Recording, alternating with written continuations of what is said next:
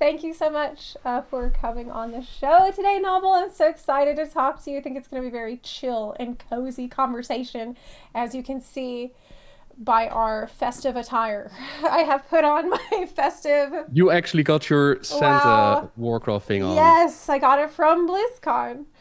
Wow. And it's Peace on Azeroth Horde and along. It's so nice. It's so cozy. I definitely recommend. But it is so cute. What? Thank you so much. You are, well, why don't Santa. you... Yes, you are. I'm Santa today. I also like your tree in the background. It's very nice. This is very... It's already done. How nice is it? So I don't have to worry about it nice. anymore. Look at that. Are you a person that collects Christmas ornaments all year to like put them... Not even a little. No, normally I don't even really do a tree. So this year I got like colder in my cup and I decided, you know what, I'm going to put up a tree. So this has been done in like 3 days. I'm so glad you did. It's just such a nice thing to have on the stream and now on our podcast. So thank you. Good to have some little lights in. Yeah. I need to do like the windows. I had it once upon a time in my old apartment. I had like purple and blue lights in the background. I want to get those along my window. Then I need to put up some snow. I need to get like one of those weaves, I think you call them, in the front door with lights on it. And then we're done. You should put a wreath on the door that's behind you for the stream. Yes. I got like a star with lights that I still need to hang up there, and then it's going to be in the window. Yeah. All right. Well, Nobbel, you are pretty well known, I'd say, for doing lore content about World of Warcraft. And I just wanted to ask you if you could, tell a little bit about yourself for people who don't know, and let us know, like, how did you first get into making content about lore? Like, did it start with World of Warcraft or... what? Yeah, it's the road of content creation. Began playing WoW Classic. Never really cared about the story until Wrath of the Lich King with the Wrathgate cutscene. And content creation, that came with the Cataclysm. I don't know if you remember people like Total Biscuit and Jesse Cox or whatnot. Of course. Jesse will be on this podcast next week. Actually. Oh, really? Cool. Yes. Wow. Okay, so I'm going to tune in next week. But yeah, those people really inspired me. I saw them do like the whole Cata beta coverage, and I sat there in my little attic, little room, and I was like, if I ever get the opportunity to cover beta times, I'm going to make content as well. So then Mr. Pandaria rolled around, where they did the promotion thing, where if you, I don't know, like pre-ordered or like a year, I think it was pre-order, you would get guaranteed beta access. I was all over that. I was like, okay, this is my chance. So I got the beta access. At that time, I was already making like solo videos and a couple of guild videos, but nothing content-wise. With the beta, I was like, okay, let me show the people what they want. So I made amazing videos discovering how group loot worked. And I just killed a pack of mobs and I clicked on them and I was like, this is group loot. If you need to see anything else, I got you. Come watch my videos. I got you. Oh my god, Nobody that sounds cared. amazing though. That sounds great. Yeah, it was the beautiful part was each and every one of those videos was introduced with the Kung Fu fighting song, the one that goes like ho ho ho ho. No way.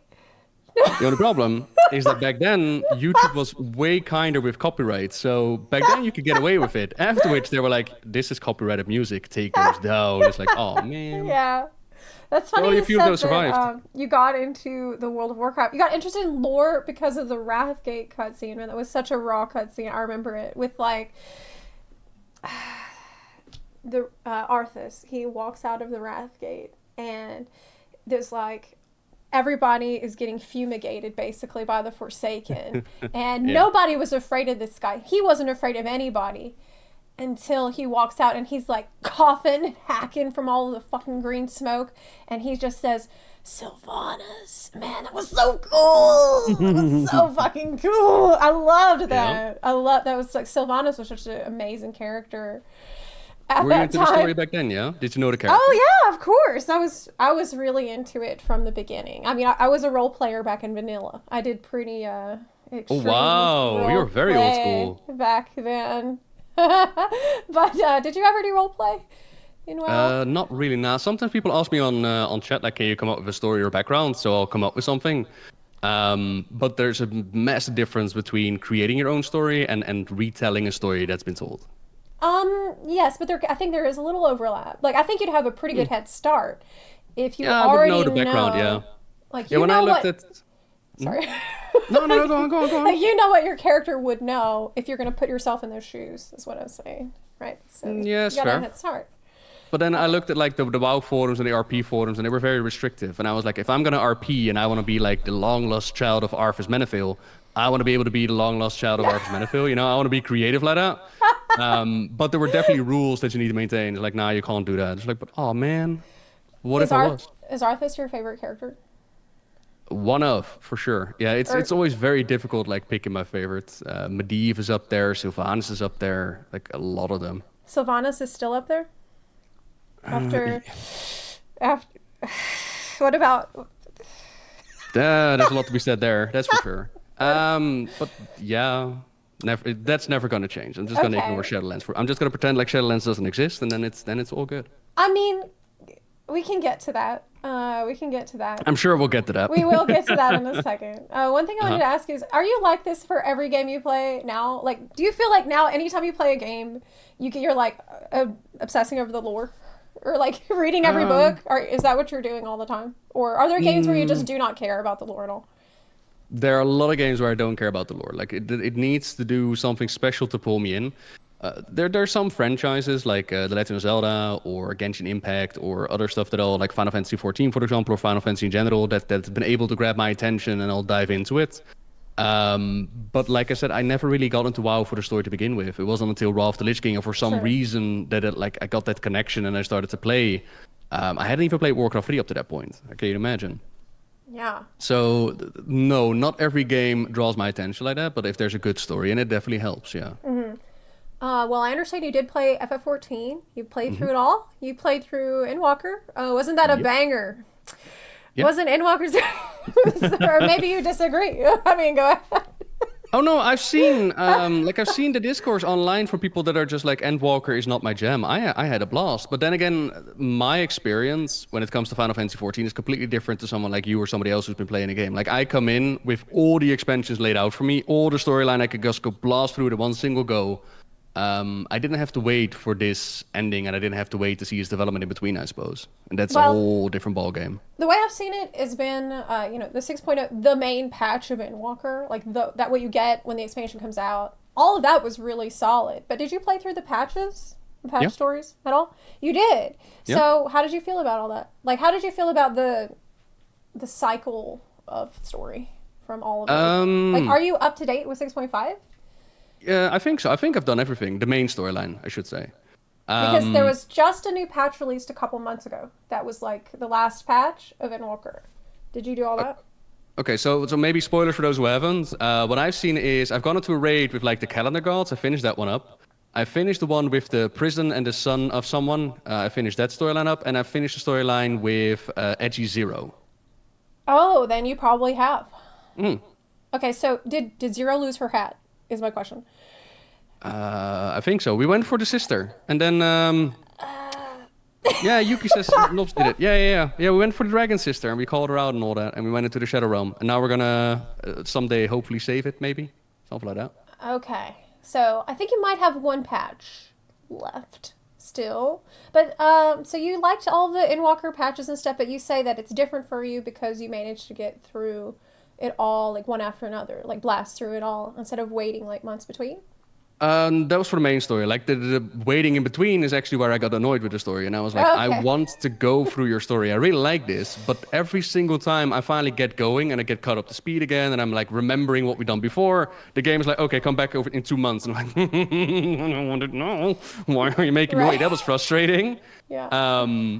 But I do appreciate how each and every time they actually catch you up on what happened before. Like, that is something they do really, really well. They acknowledge, like, time has passed, so let us actually refresh your mind, and it's quickly to get back into it, yeah. Mm-hmm. What was, like, looking back on your playthrough of Endwalker and FF14 overall, like, did you have any part of it where, like, you just felt like your heart was ripped out of your chest? Or, like, you were just really, really hurt by it? No, and this has been a great moment of content when it comes to me and streaming this, because I've had so many people in stream and so many friends that are like, just wait, Nobbel.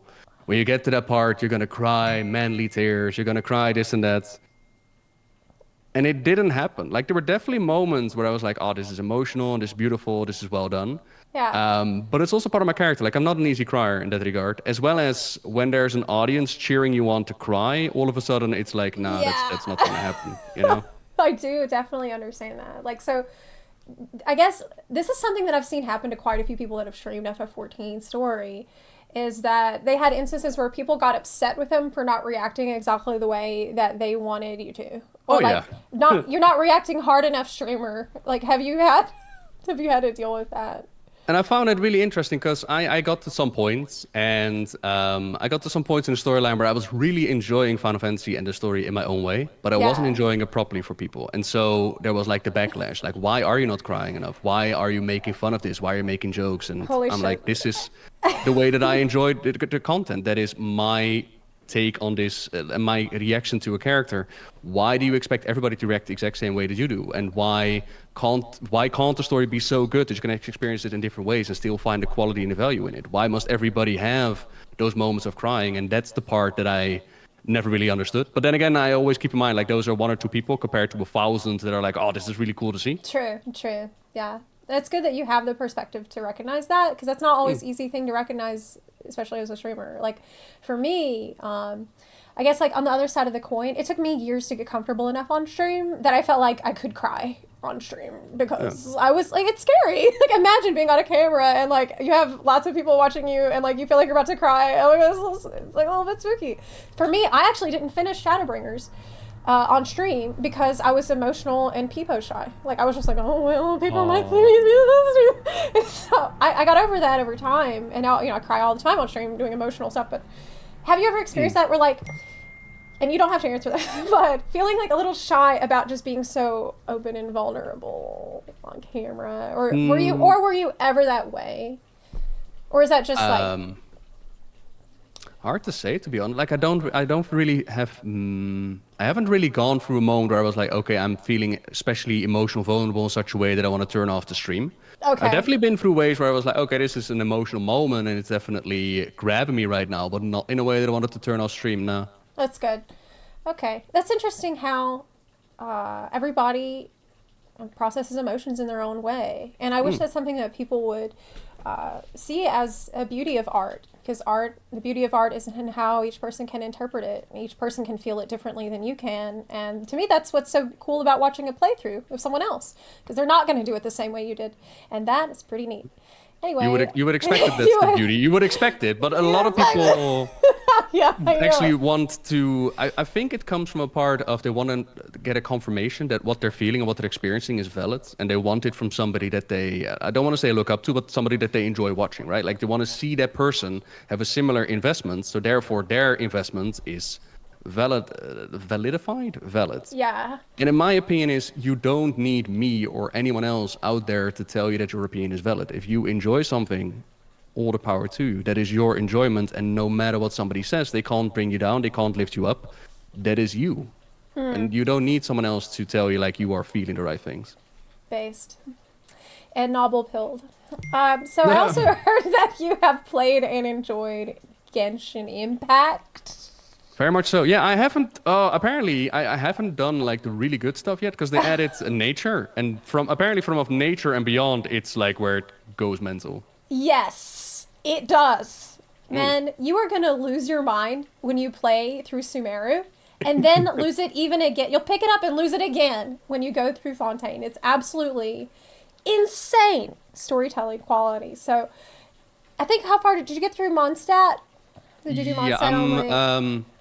Oh god, what was her name? Sword Booba Lady. Raiden? Shogun. You did Inazuma? Yes, Shogun Raiden her. I finished that whole story, the whole purple one. I've done all of that. I think I ended up with Mermaid Lady, and that's about the time where I dipped out and I was like, okay, I need to do something else now. Yeah, well, I don't know if you finished Inazuma, but you definitely should just get over that little hump between Inazuma and jump into Sumeru, because I recently had a stream where I did. Actually, there's an event in game that you can do right now. I think it is still open. I think the event is still on. It's very, very emotional. I did this event that I was sobbing uncontrollably on the stream. Like I can't remember getting hurt that bad since I did Endwalker main story quests. It's insane. So in Genshin, did you collect any waifus or husbandos? Did you feel like... Yeah. Did you feel... Did I feel a certain way? What did I need to feel? I mean, did you get attached in an unhealthy way to any character in Genshin Impact when you played? I mean, unhealthy is immediately such a... I wanted to say my boy Benny, but then you dropped the unhealthy way, and I was like, well, I can't drop Benny now. That's no... But I really like the Benny character, because he's so unlucky. And I don't know if you've done the dating thing with him, where you go like the little storylines. Oh, the hangout with... Yeah. Yeah, I haven't done that. Oh, you need to check out Benny. Okay, I will. My boy goes through adventures. That sounds like fun. That sounds really cute. But you didn't collect any waifus in there yet? Pirate Lady was definitely on my team. Beto, I think she was called. Yeah, it's Beto, yeah. Yeah. I really liked her, but that's also because she was like part of my original team and just with electricity and whatnot. Like for me, getting it against you was very much the gameplay took me in and was able to get me over something like Paimon, because my lordy is Paimon aggravating at times. You take that back. You take that back right now. I love Paimon. No. That voice, if anything can get you out of Genshin, it's Paimon. Was there anything about Genshin that surprised you with the storytelling in it? Like, did you expect something and then you got something different? Good or bad? No, but I did like how deep it actually goes. So, with a buddy of mine called Krawled, we actually did a couple of lore videos on Genshin. And I realized there's actually quite a story behind, Signora, I think her name was. Yes. And the Wind God. Venti. Venti, yeah. So the origin stories, like he's more than just a drunk bard. There's actually a really cool origin story behind the Genshin world and what these characters are like and why there's a tornado fiery lady coming at you. And I'm like, this actually adds a lot of depth to this whole gameplay. So that was definitely surprising that how much was actually in there. Because at face value, with something like Genshin, the opinion is waifu simulator, Breath of the Waifu. You know, it's just a whale game where people are dropping for money. But when you dive into it, it's actually a fun gameplay plus a cool world to explore. Yeah, you mentioned Raiden Shogun, and whenever I didn't want to play the game for a while because I thought it was going to be like waifu, Breath of the Waifu. And I saw like the trailer for this character where she pulls the sword out of her cleavage, and I'm like, oh my god, this is so over the top. What is this game? And then you actually find out about her in Inazuma, and you find out that she is like a war hero who's been tortured by her memories of the war and like the people that she's lost over the hundreds of years. It's like insane, and you're like, oh my god. I have misjudged you. Perhaps I judged you too harshly. I heard you mention today as well that Genshin has like emotionally grabbed you as much, if not more, as Final Fantasy XIV. As much, definitely. I mean, there have been. I would definitely say that as of now, in Fontaine and Sumeru and several character quests and the latest event quests, like they have been pumping out content on the same level of emotional impact. Genshin Impact. Wow. as FF14. It is actually that good. Anyway, I don't want to sit here and just sell you on, because here's what's going to happen. Well, I'm sold. You are going to play Genshin Impact, and then next time you're on the podcast, we'll talk about Genshin Impact. That's good. I've just been seeing the meme fly by with, we refer to the judgment of the da-da-da-da-da-da, that one. I don't know if you've seen those TikTok reels. Oh, I don't think I have. No. Oh my god, it's such a meme. Like it left Genshin similar to with the Paimon voice file where she goes and then slaps somebody. That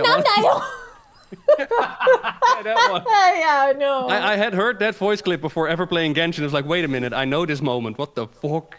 Well, okay, we'll talk about Genshin next time because you got a long road ahead. But circling back to WoW, how much more confidence would you say you have in Blizzard lately with Metzen's return? How you feeling about the future? I saw this question pop up in your stream yesterday. It's a good thing you actually penned it down. Good job. Of course. We got quite a few. We did quite a few questions. So with Metzen's return, it's interesting because I've heard through the grapevine that it was Metzen himself who was like, I want to come back to the storyline. Would they even want me to come back? And at the same time, when they did the presentation, I kind of got the feeling that at the ending of Legion, they dropped the sword in Silphus, and they dropped it with a reason, with a storyline. And then we've gone through 3 expansions, And it kind of feels like we went off the beaten track and we went off into some kind of forest where the story was never supposed to go. So now Madsen returns and it's like, nah, I left that sword with a reason. We've got a story to tell, and now we're going to tell it. But that is purely a feeling that I got from the presentation, because if you look at some of the story beats that they've announced with like the Last Titan and Rebuilding and Midnight and all that, it kind of feels in the same way of the last 3 expansions, some of the story beats that we've done before. It kind of feels that way. Now, I've also had people ask, like, hey, we got this direction of 3 expansions. We've got the World Soul Saga. Is the lore safe now? Mm-hmm. But at the same time, the last 3 expansions could also be brought under the umbrella of a World Tree Saga. It does not mean anything. It does not mean anything that Madsen is back. It does not mean anything that we now have the 3 expansions. All we really know at this point in time is that we have a story direction. And we know that Madsen's influence is on the storyline. But the same way that not one person makes a video game, not one person writes a storyline. Mm-hmm. Long story short, I'm very positive and excited to see Madsen back on the helm. I feel like a direction is something that the story in Warcraft has been missing for quite a while. But at the same time, I'm also like, let's see what they got, right? Let's judge everything at what they're actually going to deliver rather than speculate in the air right now, because we don't know anything right now. Yeah, so you're a little sus still, which is totally reasonable. So, like, the proof is in the pudding, right? So True, yeah.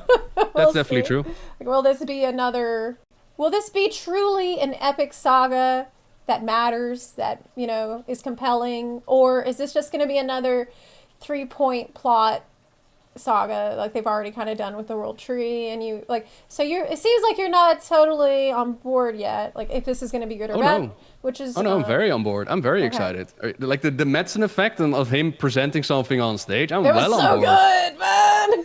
Madsen is insane. Oh my god! Him on stage was so unreal. He had everybody in the palm of his hand. I was like, whatever you want us to do, War Chief! It was crazy.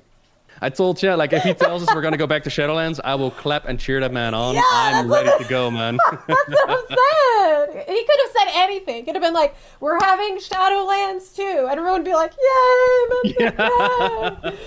Yeah. Yep. I trust this man. I believe it's going to be okay. Because I guess for me, I feel like, and this could be copium, but I do feel like it's going somewhere fresh. Because the trailer definitely felt like a departure from past trailers. It felt like something new. Because normally we have, like, there's a big war going on, there's a big fight, there's like a big epic struggle that we're seeing in the trailers. Mm-hmm. But this time was really something different, where it's just like this, Anduin sitting there, and it was sort of more cinematic. It felt more like an emotional... personal moment, that like a private moment of pain that I'd never seen anything close to that in a WoW trailer before. Did you feel that way, or what did you think about the trailer? I guess what I'm really asking. I was gonna actually reverse that question to you. Like, you mentioned how there's an emotional cutscene like we've never seen before, which they've used at BlizzCon to basically present the next expansion to get people hyped to play their game, right? Yeah. What do you think of that choice? Oh, to do that at BlizzCon? Like, for this, what do I think of the choice of the way that they've done this CGI trailer? Like, this kind of cutscene. Instead of a big battle, like, come play the game, we now got a very emotional cutscene. I think it really was a good idea, because to me, I felt like it spoke to me as a player who left WoW. Like, I played WoW from vanilla, and this is something I've seen echoed around the community. Is like, I used to be a WoW player, and I left. I was a refugee in WoD. I was in like the first wave of refugees, and I went to FF14, and I felt like this cutscene spoke to me better than a traditional cutscene would have. A lot of people saw themselves in Anduin in a way, like, that's way over the top, but in a way where it's like you have Thrall there saying, come back, like, it's time to come back. And so that was kind of more relatable, I guess. Like, you feel like you've been through all this stuff and everything has been so bad, and how could things ever get better? But what if they could, right? What if in spite of everything things could change? And I think what a relation to have with a game, though, eh? I know, but it's natural if you played the game for 20 years. It's a game that's followed you for decades now, So it's I think it's not but hey, this isn't my interview. You're supposed to be answering these questions. What the It's a cozy conversation. Hey, cozy conversation. You can't reverse Uno me like that. You tell me about the trailer. All right, me talk about the trailer. What did I think about the trailer and all that, and what we're doing? Yeah, it's my interview now. I got this. Don't worry, I got this. You got it. Well, what I will say is that I was there at BlizzCon, and I was with there were WoW devs in the audience. And one of them was like, hey, we were really worried that people wouldn't like this trailer because it's not like this big war thing like usual. It's a little bit more different. And so we were scared. And I'm like, oh, that's good. I'm so glad you're taking risks. That's all. No, that's fair. Anyway. Like, I honestly, I agree with the mindset of this is one of the more beautiful cutscenes that they've made. But I do ponder about the decision on using this as something to promote your game. Because, as also mentioned in your chat, like, what if you didn't follow Enduin's journey? A big part as to what Enduin has gone through happened in the Shadowlands. True. Good point. People dipped out. People dipped out. And so what exactly is he talking about, right? As well as you're trying to hype people up in order to play the game. And in essence, the message becomes, come play WoW, we got PTSD. And it's like, what? Well, the thing is that I feel like whenever it gets closer to the time of the expansion being out, they'll have different promotional materials at that time. Oh yeah, we're gonna get another cutscene, I imagine. Similar to what they've done with Dragonflight. Yeah, sure. But then again, this is the one that gets people hyped to play your game. And if you break it down to what exactly did they show us, it's Enduin struggling with the damage of Shadowlands. Thrall telling him like it's gotta be okay, and then, oh yeah, by the way, we had remembered the sword in the planet. Now your analysis of it's basically telling the player base like, look, we know we've hurt you, but medicine is back and things are gonna be better now, and come play our game. But that is a really, really... You think it's niche knowledge required to appreciate that? Oh, 100%. And get the message. That makes complete sense. I think that's a really good point. I didn't think about it from that way, but I think that it would be cool if in the next part of the CGI trailer, they show off the fact that it's like an Underdark expansion, right? Where like you're in these caverns and there's bug people and there's giant mushroom lands and stuff like that. And trogs. That would be sick. Can you imagine a CGI trog? Hey, let me shut the window really quick. It's really loud. I'm sorry. No. I'm sorry. It's really loud. Raining. Man, I wish I could play a trog. You know, I think I could relate to a trog as well as Anduin, the way I'm playing WoW Classic lately. Oh, God, yeah. And just to clarify as well, by the way, like, it's a beautiful cutscene, don't get me wrong, and it's the whole mindset of Anduin needs to man up and it has no place for emotion and whatnot, I do not agree with at all. I just wonder about the timing that the cutscene was used, and I wonder about the setting in which they showed it off. Like, if this was like the cutscene that plays out in game, or if this was later on instead of not the one used to promote people to get into the game, I think it would fit better. That's more to my point. I completely agree. That's a great point, and I didn't think about it that way before. So that's good take. Novel. Okay, so one thing I wanted to ask is, as someone who's pretty invested in the lore for WoW, do you feel like people hate on it too much? Sorry, for the war? People hate on it? The lore, sorry. Oh, the lore. Yeah. Oh, the lore in general. People hate on it too much. Yeah. Do you think they're just ready to hate as soon as anything happens? There are definitely people out there that feel the way, for sure. Do you feel like they're that way to the point that they can't even enjoy anything because they've already prepared themselves to hate it before they've even seen it? So of course they're going to hate it when they look at it. Do you feel like that? Yeah, but that's the same vein of people mentioning that WoW is dying ever since Classic. Like, those people will always be out there, right? True, yeah. That's true. At the same time, there's definitely the question as to, like, WoW is really old. Like, we're getting into our 20 years of World of Warcraft. We've grown. A lot of people have grown with this game. There's now a whole new generation. This realization came to me the other day.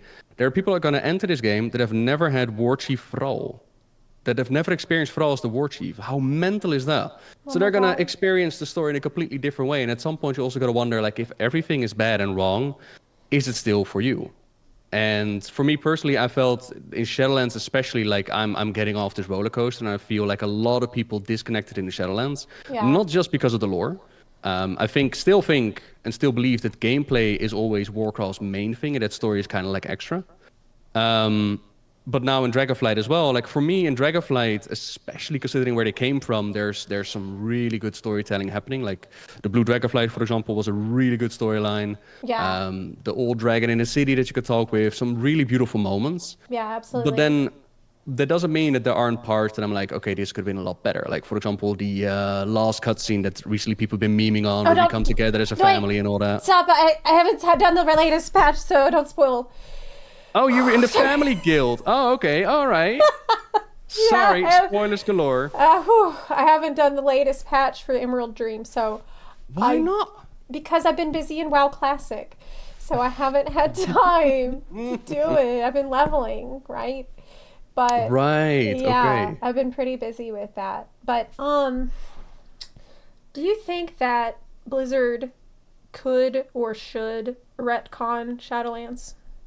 Like, did the expansion actually ruin the lore to the point that there's no way to fix it other than throwing it all in the garbage and acting like it didn't happen? Is that the only way to fix it? Like, what do you think? How bad is the damage from Shadowlands? So during Shadowlands and afterwards, I got the pleasure of sitting down with Steve the Newser for an interview. And you did? I did. I actually got a bit of background information as to, okay, what the heck happened here? Oh my God. And a big problem with the jailer is that they've placed him as the reason behind the story of Warcraft, where, and I said this before, where I always thought like this doesn't work. You can't retroactively add a character to the back end of your storyline and be like, this is what always happened. But I finished a certain anime the other day, and also Zalatav in WoW, and I come to realize it can be done. You just need to have hooks in the game, in the story. The jailer's problem is that there are no hooks. The jailer is something they come up with at the earliest in Battle for Azeroth. And then you're meant to believe that he's been there since the dawn of time, even though if you can go into all the old lore, there is no jailer there. And then the jailer himself, duration of Shadowlands, gets no storyline either. He lurks at you, he turns around at random spots, he gets no personality, and you're meant to believe that this is the big bad guy, right? Up to the point where his end moment comes, and he not just gives us any answers or justifications of what happened just now. He dies, and he says, oh, but me? I wasn't the real bad guy. Just you wait until what's to come. And it's like, you just couldn't help yourself, could you? You could not help yourself. So now what did you get with the end result of the jailer is, part of it is, there's now this guy at the beginning of your storyline that was never there before, and he's already taken care of. And it's like, what was the point? Well, there's always going to be a bigger bad, right? That we won't know about until the last possible moment. Well, I mean, no, because that's the thing with Dragonflight.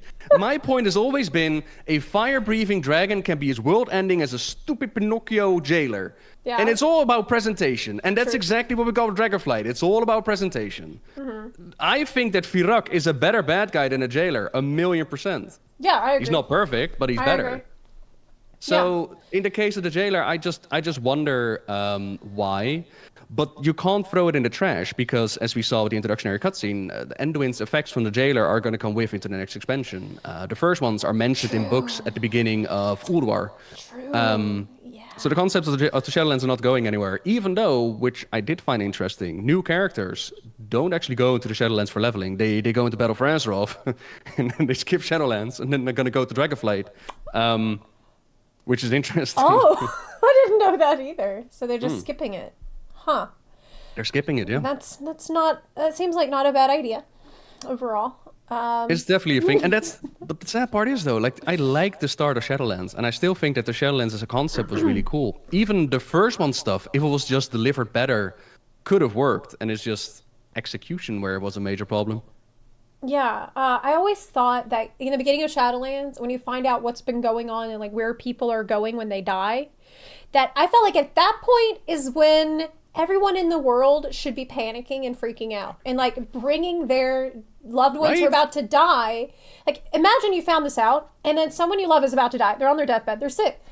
Would you just wait and let that happen? No, you'd be crowding around the portal, taking them to safety in Oribos or wherever you could take them to make sure that they don't end up in a mall or some other horrible place. You can end up getting turned into a squirrel or something. Like, you don't want that to happen. That was such a big thing as well. Like at some point, you get the information like, oh my god, all these souls, they're going to the jailer, right? They're going into the mall. We need to stop this. And then you find out that the only reason they go in there is because the Kyrian don't stop. All they had to do was stop ferrying the souls, and it would have all not been a problem. And it's like, they knew this as well. There was like one Kyrian that just kept their mouth shut, and it's like, I know this. I'm the hero of the story. Why am I not passing on this information? Yes. So let's talk about Sylvanas a little bit, because she was always one of my favorite characters ever. You know, I remember back in the early days finding that little memento from her sister in the Ghostlands and bringing that to her for that quest, where for a moment she looks at the memento from Ilaria and it reminds her of her former life before she was cursed and before she was a banshee. And for a moment there's a flicker where you think that the real her is still in there somewhere. And it was such a beautiful moment, just that memory and the love that she still carried into undeath for her sister. And then later on, she actually meets Ilaria and nothing happens. They really don't even do anything. It's like, doesn't even matter. This made me so mad. Are you also mad about that? Am I mad with you? Yes. What do you think about that? How could they have done it different? You've seen the Windrunner, because you're talking about when exactly did they meet? Do you mean in Lordaeron or? When they met in Lordaeron, yeah. Oh, okay, you mean that moment, like, so rude of you, sister. Yeah, I was so upset by the fact there wasn't enough, like, interactions between the sisters at that time. Gotcha. Yeah, we got it in the comics, innit? We got a I saw the Windrunner comic. I did read the comic, and I was really unhappy with it also. What do you think? I personally, I would say that the character trait of family for Sylvanas is still in there, even to the very end. Family was a big reason as to why she allied with the jailer. So family is still in there. There's also the whole comic where she doesn't decide to betray them all and whatnot, especially when you keep in mind with Risa, who betrayed Sylvanas in the past, right? Like they deal with that in the Sylvanas novel as well. Now, obviously, the story shouldn't be in a book, but at least it's somewhere, right? Okay. But yeah, like the Windrunner reunion, we're probably gonna get Windrunner reunion 3.0 in the future with a future expansion, potentially Midnight, where with an Illyria, Varisa, and Sylvanas again.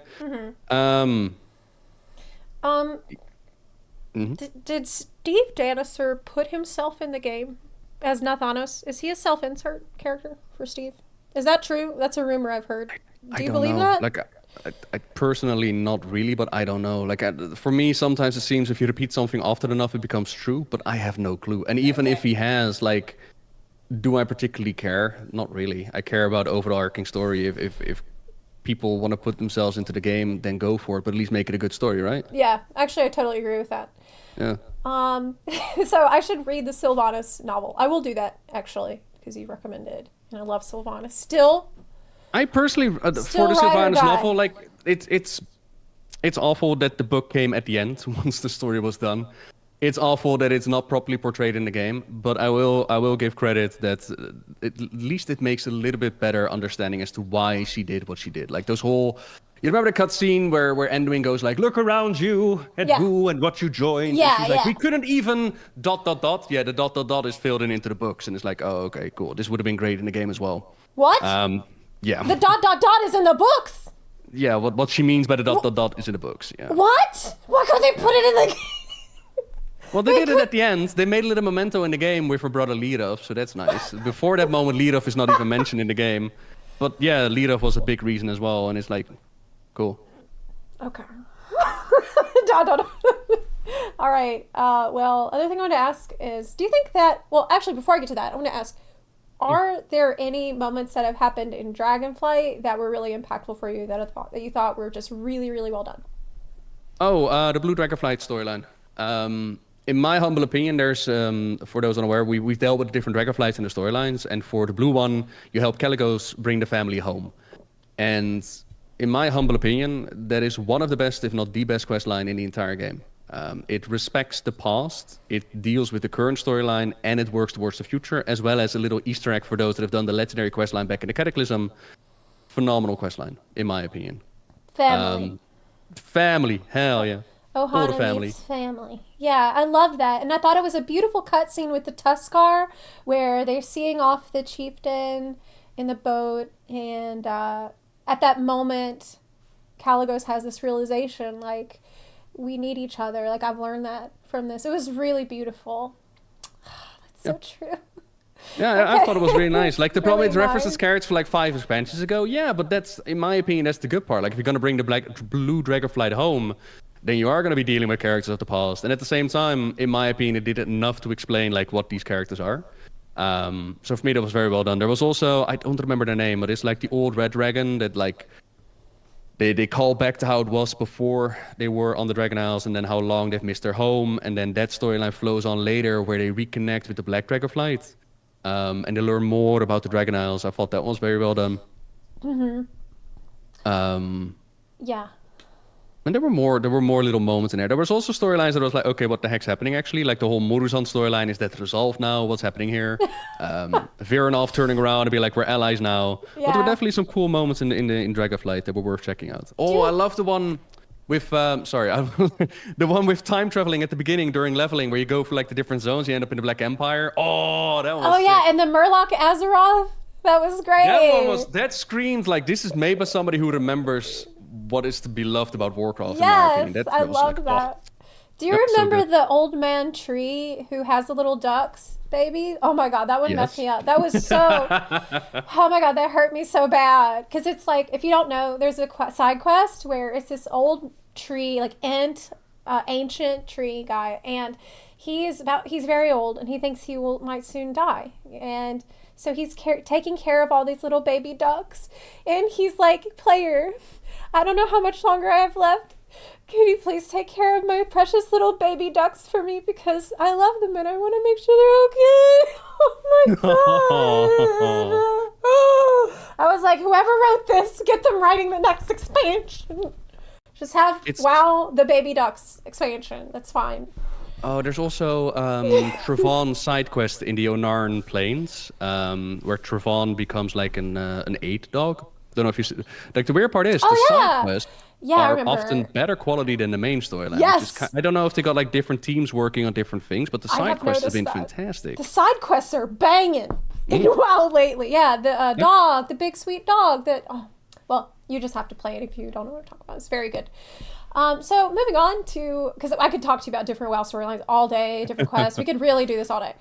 But I would ask you a little bit about the different types of storytelling that are out there. WoW has definitely evolved over the years with this. If you remember classic WoW storytelling, it was like totally open-ended, where, yeah, there's some important people you might run into while you're traveling around from town to town, but their influence is going to be fairly limited, like not global, not universe spanning. And you're just a traveling adventurer. Like, you're no one special. You're just this, but, you know, as you're traveling, that experience for you as a player is like, well, I'm all over the place, but I am still, my player is this one constant, like, underpinning this sprawling adventure that I'm on. So the story ends up getting told you in little pieces, little puzzle pieces scattered all over the world. You can piece together, you know, open-ended storytelling. Meanwhile, and I would say that's a far end of the spectrum of open-ended storytelling. And I'd say on the other end, we're looking at, you know, linearity. That maybe like FF14 is a better example of very strict linearity, main story quest line. You go through the zones in a strict order, one after another. You're given the pieces of the puzzle when you need them to understand the plot point, the next plot point, right? Do you feel like there is a better way? Do you think like one way is better than the other for different contexts? Do you think that it's better WoW moved away from that? Or what are your thoughts on that, on all that right now? Types of storytelling. Okay, so I think that there's definitely positive and negatives compared to what they're doing. So Final Fantasy XIV has seen a recent increase in popularity, and WoW has definitely noticed. Severely noticed. And they're like, hey, we got story as well, come check it out. However, they're two inherently different beasties. As you said, Final Fantasy XIV, in order to play through it, you need to play through every single expansion linearly and no skips. For the next 6 months, you are going to enjoy the storyline. Whereas WoW, at the ground up, is like, no, we'll do a storyline in an expansion, but then we want you to be in the current expansion. That's where you're going to play. In WoW, they've made the decision that we want people to catch up to endgame as quickly as possible. in Final Fantasy, they've made it so that older players can actually go down to newer players and help them out and still get rewards. So even as a game design, it's entirely different for both of them. When it comes to World of Warcraft, what they often do is a decent enough storyline in an expansion, a great storyline expansion, you could say. And then they move on to the next expansion. And in the past, it was basically, remember Warcraft 3? Now you can walk and talk in 3D and you can live through those worlds. But that well eventually dried up, as well as storytelling has evolved. They started connecting expansions to one another. The ending of one expansion would flow into the next, and that's how the story progressed. We as adventurers, what we started off as random people that showed up, were like, I can help out. We're recognized in Wrath of the Lich King with you can skip the line to, okay, you are now the High Lord, you're leading all the paladins, which is cool. But then the next expansion, you wrap up the Legion storyline and you go into the next one, and all of a sudden your Order Hall is gone and you're fighting each other again without any explanation. And that's where WoW, like Jesse Cox once upon a time said it, that they're really good at telling a story in an expansion, but when you zoom out and you see like the entire arc over time, it's a little bit different. And I might sound like one is better than the other, but I don't think it is. I think that there's value in the rule of cool and just making something awesome for an expansion and moving on to the next one. But what I then don't understand is why World of Warcraft would want to try and be anything different.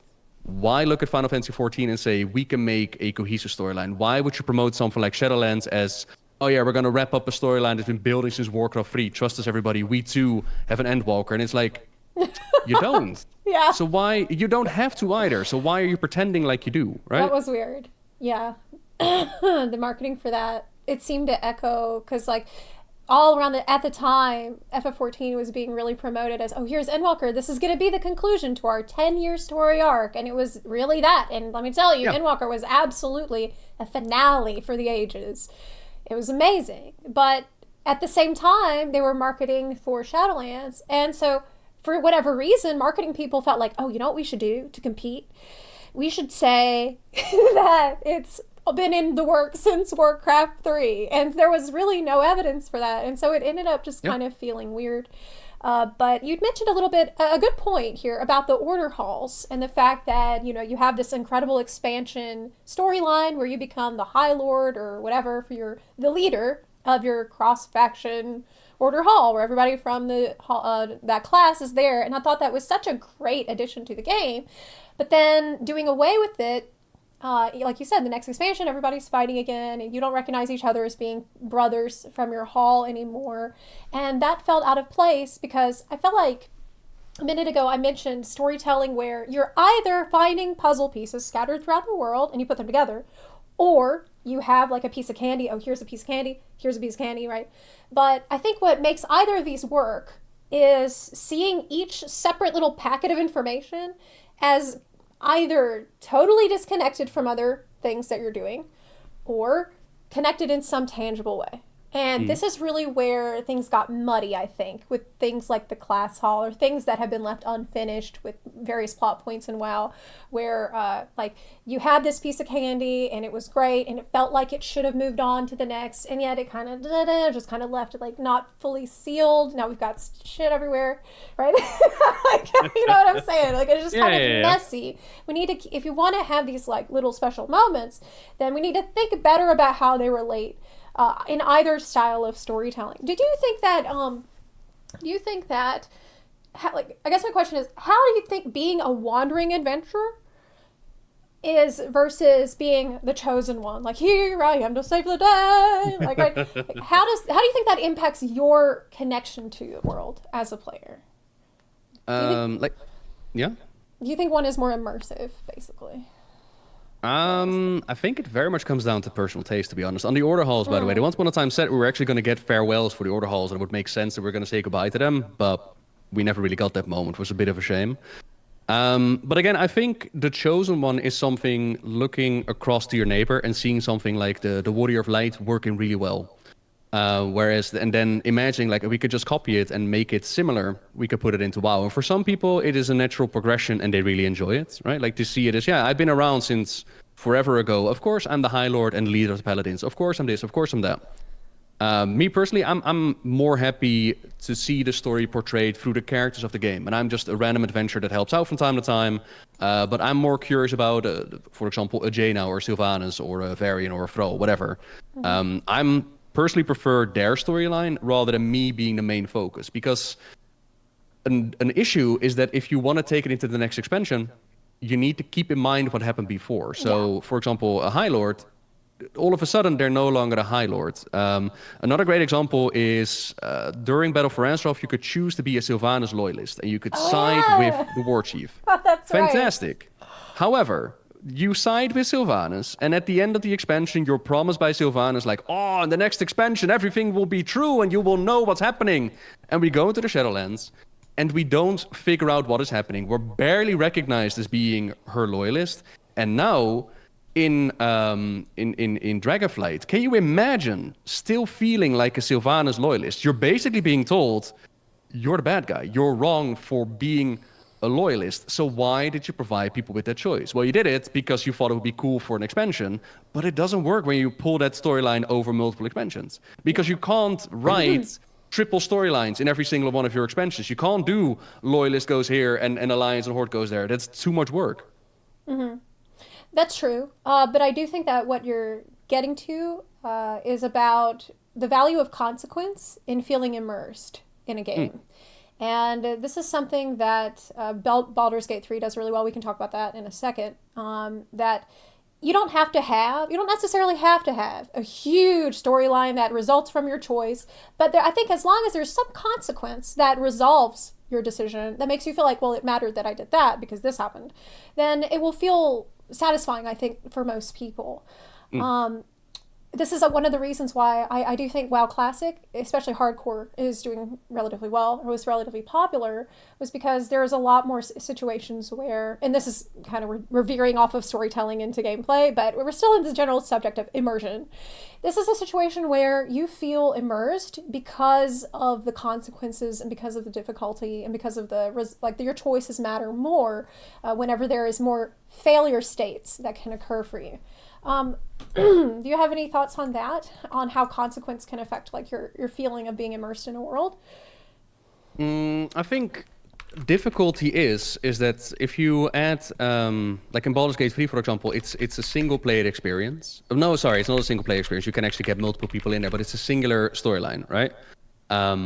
So start to finish in Baldur's Gate 3, your choices have mattered.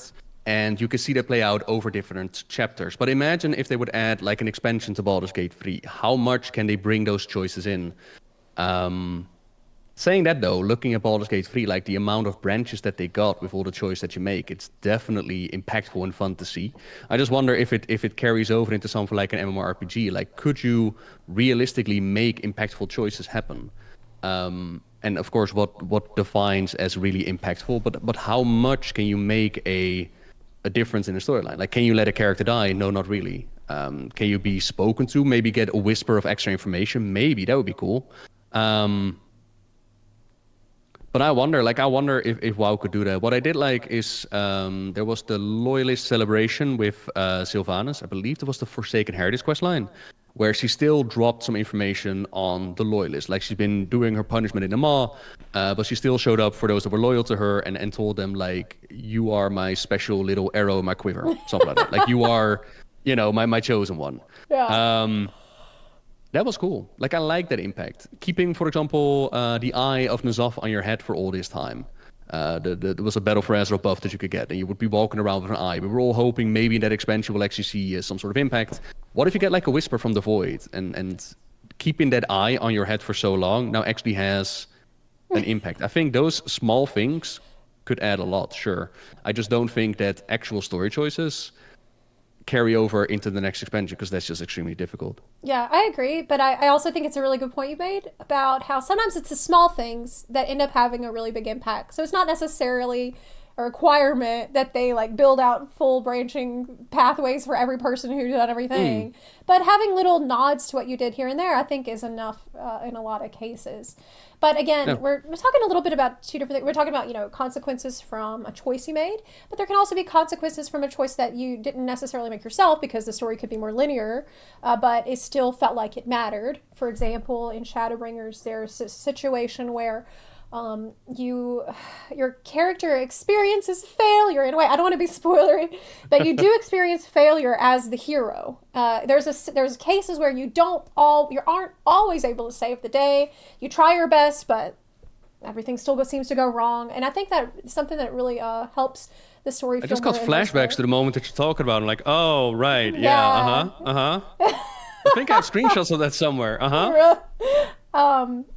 Actually, Greg Street tweeted yesterday, I wanted to bring it up with you, about Baldur's Gate 3. He had a big, as a ghost crawler, had a big thread talking about Baldur's Gate 3, and I thought it was kind of going to be relevant to our discussion. He said that he was really impressed with Baldur's Gate 3, like everybody, right? But he said what's really incredible about it is the ridiculously branching narrative, where you get a lot of freedom as a player. Why this is so impressive is that it isn't systemic freedom, but because the developers had to think, what if they did this? It's really hard to pre-imagine this as a DM, but Larian nailed it. And then he talked about the companions and like how the writing has been stellar for them. And that's been another reason why, like, the voice acting and feeling connected to the different characters in your little party, in your merry band, helped the game, like, help take it over the edge, right? And so I guess I wanted to use this to sort of segue into your thoughts on Baldur's Gate 3's approach to storytelling and how it relates to other MMOs that we played. What do you think about that? Well, yeah, I wholeheartedly agree that the Baldur's Gate 3 replay value is insane. Especially when you consider certain things you can do in the game that are very niche, and even then the developers have made some voice files for it. That is like, oh, you even considered this happening, right? Like, that is really cool. Yeah. And the different branches, the different choices, especially since you can't see it at the end, you can't predict what's actually going to happen. So for my first playthrough, I made it a rule for myself, like, I'm not gonna scum save. Like, I'm gonna be just roll with the dice, and whatever happens, happens, right? And of course, you're a murder hobo, because that's what happens, because the dice are never in your favor. But that's fine, because the game still plays out. You still get your storyline. And only in Chapter 3 do you realize, like, oh, the choice that I made back then actually played an impactful role in where we end up at the end. And I thought that was really, really cool to see. And then in the second and the third and the fourth playthrough, you start making specific choices, like, I want to romance that one, or I want to see what happens if I do this, or, can I blow up this house? And it's like, oh, I can actually, that's cool. But they considered a lot of these things choices. Now, ultimately, you will still end up at the same destination. Like, the end destination is still going to be the same in 99% of the choices. But it's the branches in between that guide you, ain't it? Which I thought was amazing. I don't think I've ever experienced it in MMO, to be honest.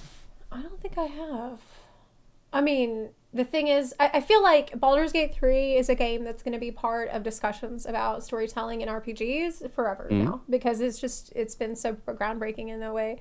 Did you romance anybody in BG3? Everybody. Oh my god, really? Yeah, of course. What? Well, yeah.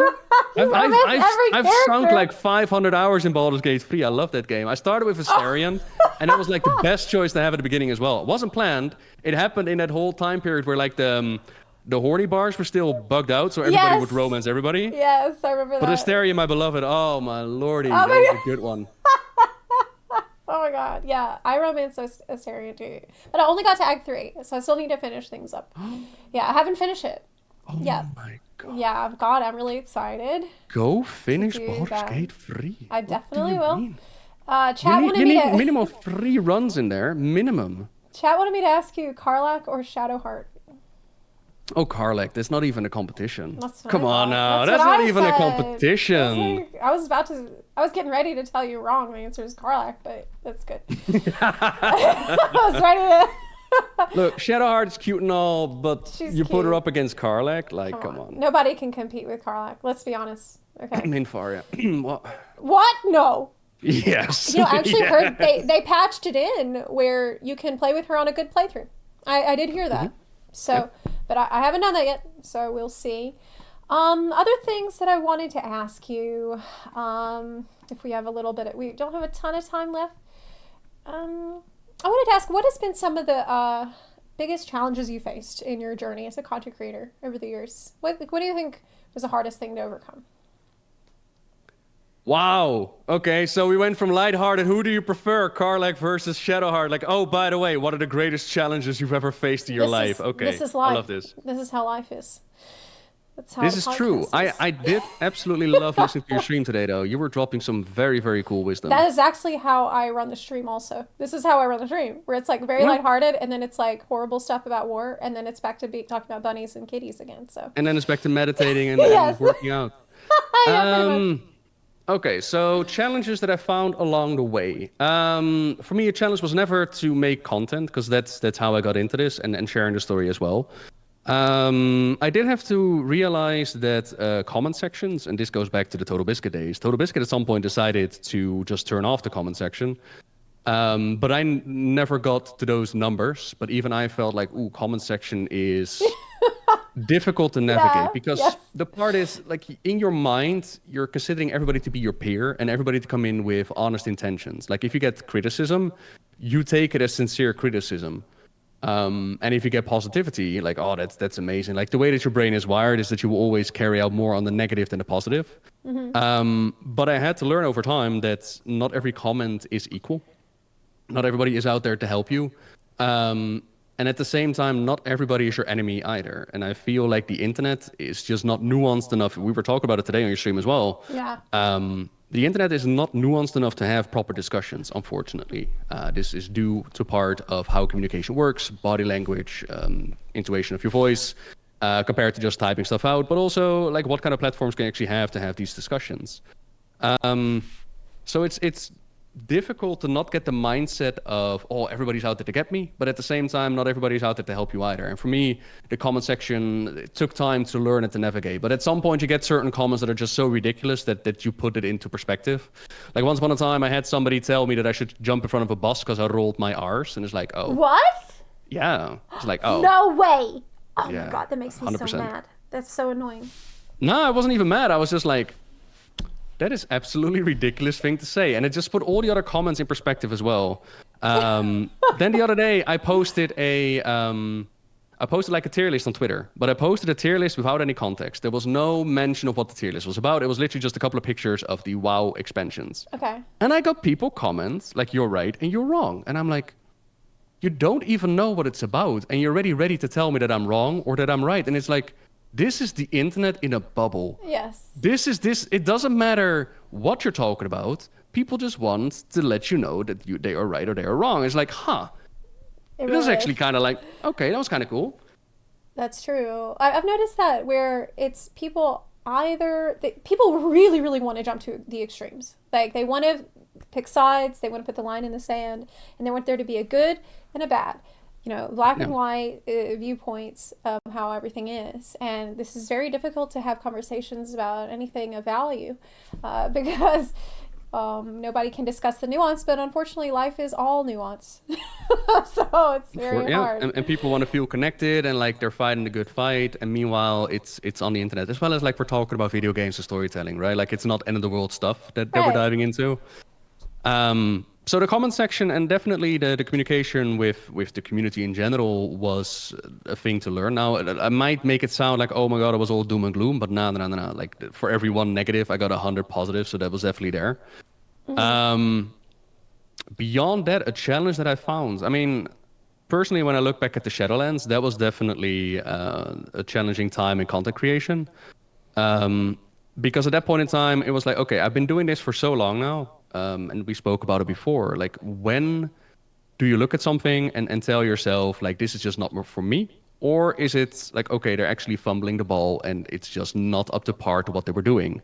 How long are you going to be yelling into the void in order to get something changed until you realize, like, it's not the thing that needs to change, it's you that needs to change, right? Like, it's not your product, it's not your storyline. If it's not living up to what you want it to be, then maybe you should tell yourself, like, okay, this is no longer what I want to do. So what was really interesting in that time period is, of course, I dove into Final Fantasy XIV. and got to explore that community and that world and that storytelling. And then I look back and it's like, I've now been making content on a more casual basis. Like I've gone back from full-time to part-time.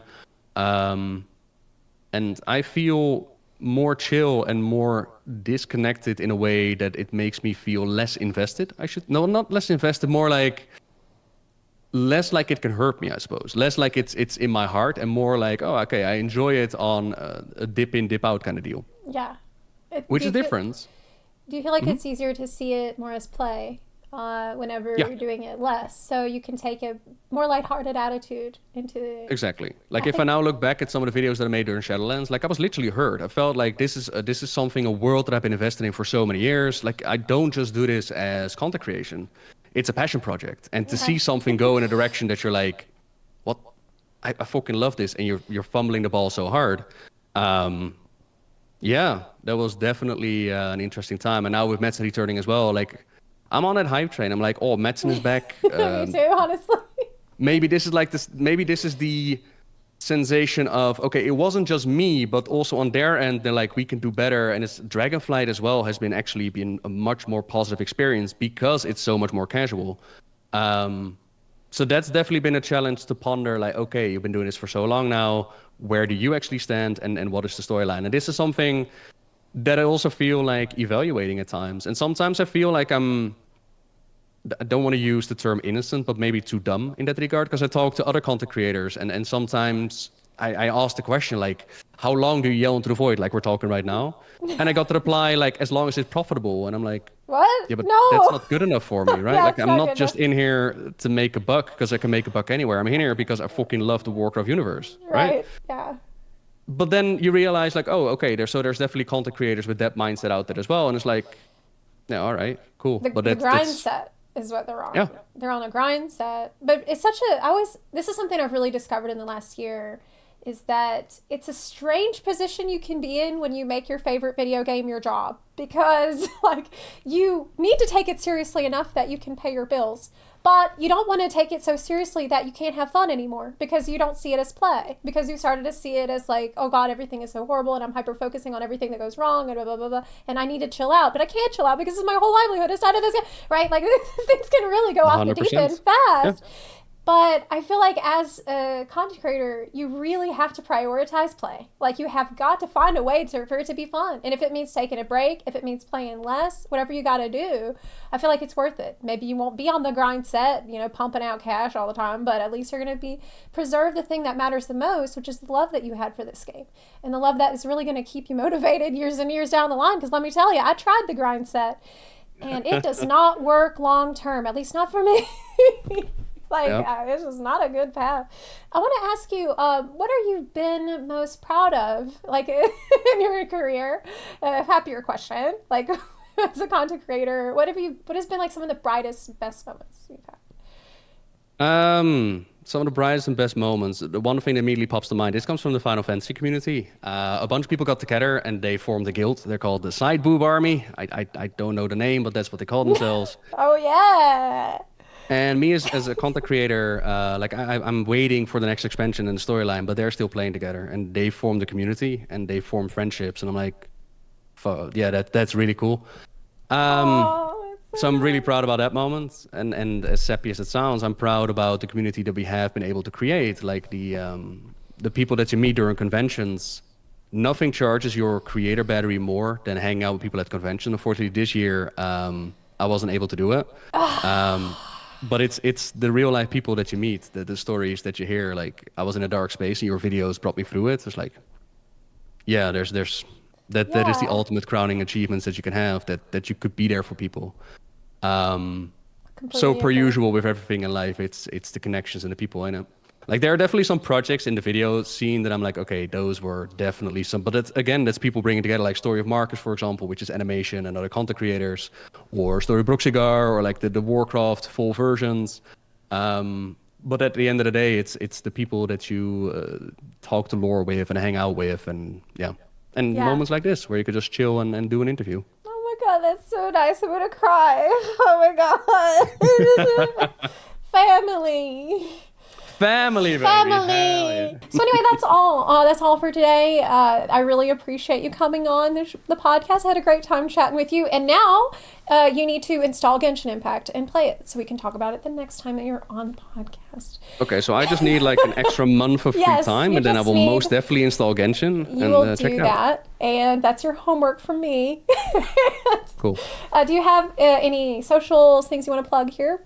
Nobbel87, type it into Google and you will find all the things that you need to find. All right. Well, thank you very, very much for coming on. I'll see you next time, or I'll see you in the game soon. All right. Bye. Yeah. Bye-bye. Bye.